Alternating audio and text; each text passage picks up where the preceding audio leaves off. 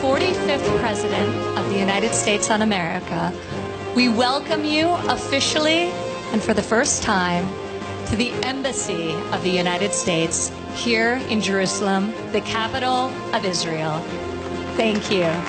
من كتر هوانا على الناس وعلى الأمم أرسلوا لنا مرة تفتح السفارة الأمريكية في القدس يا أمة عدمة الرجال. قبيل ساعات من شهر رمضان المبارك أمريكا ترسل وفدا مكللا بالزهور احتفالا بنقل السفارة الأمريكية للقدس واعترافا بها عاصمة للصهاينة. كوشنر جوز إيفنكا أكد المؤكد، مصر والسعودية والأردن تنسيق كامل.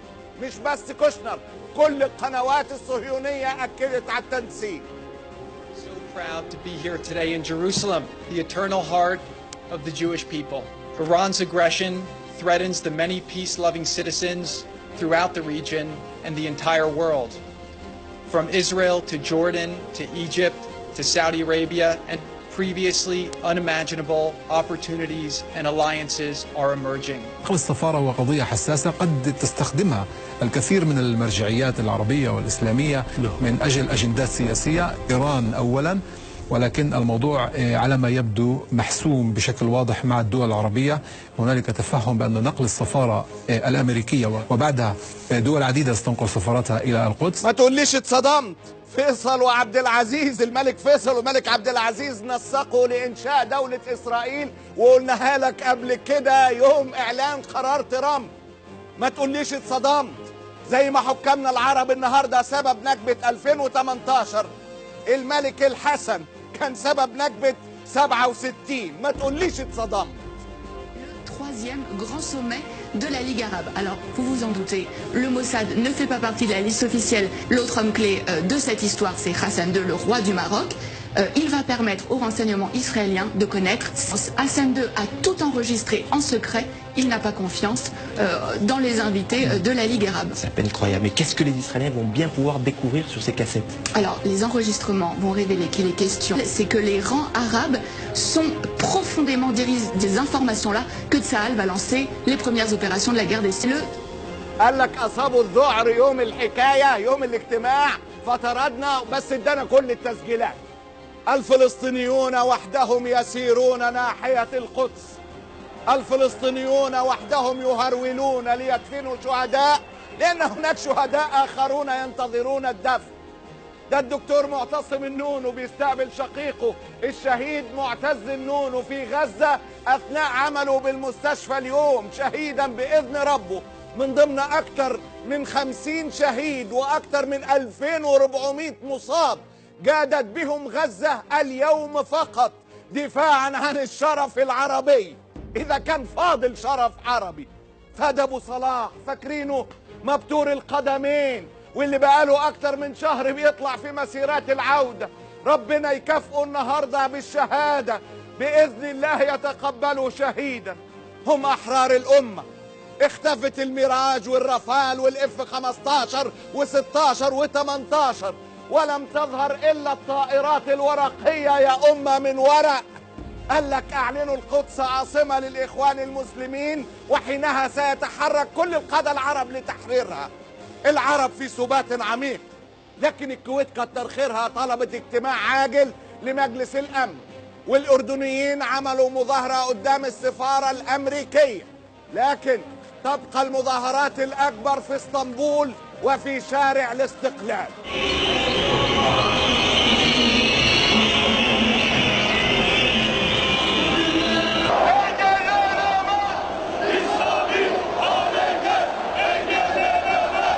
فيما عدا هذا الصمت يدثر الجميع في الوطن العربي الأسير، حتى كلمات الشجب والإدانة عزت، وكأننا في الأيام المظلمة التي سبقت الحرب العالمية الثانية.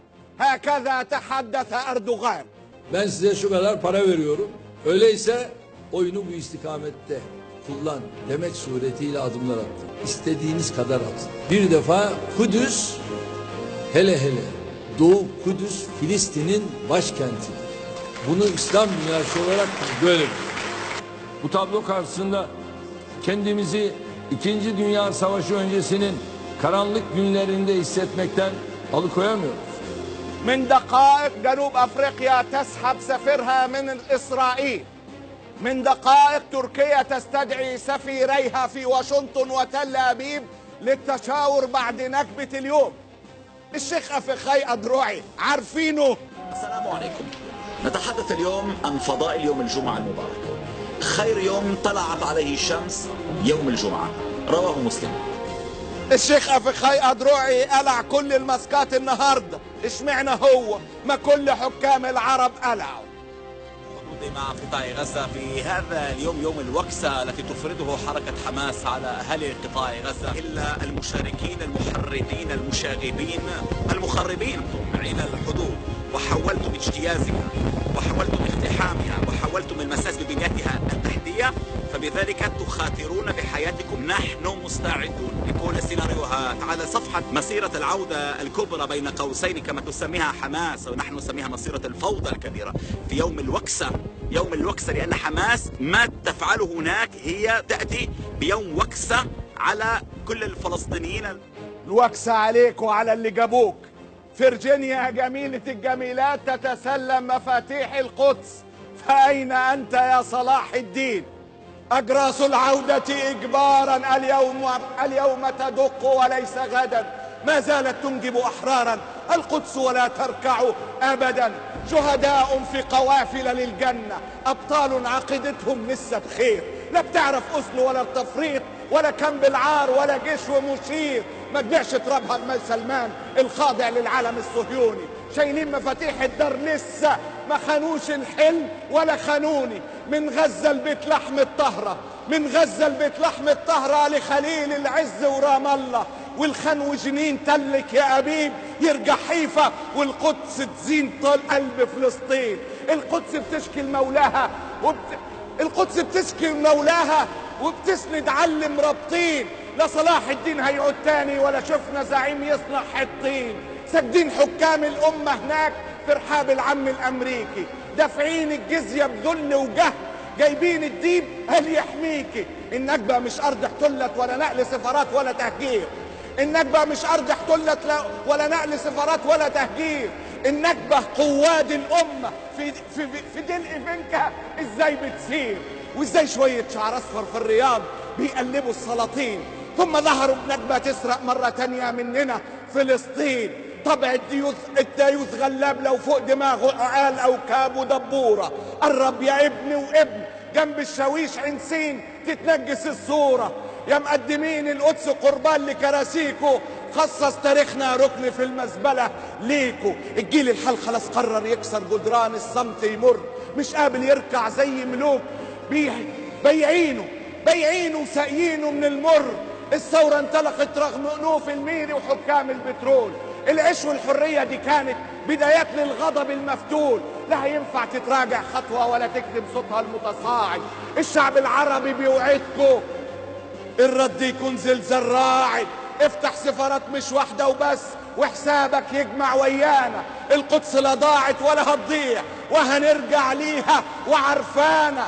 أجراس العودة إجبارا اليوم تدق وليس غدا، ما زالت تنجب أحرارا القدس ولا تركع أبدا. كلكت مليون مرة ومليار، كلكت مليون مرة ومليار. القدس عاصمة العرب ولو كره عبد الكرسي والدولار. كلكت مليون مرة ومليار. القدس عاصمة العرب، والمجد للي بيصنعوا في غزة النهار، للي بيصنعوا في غزة النهار. المجد كل المجد. الله غالب.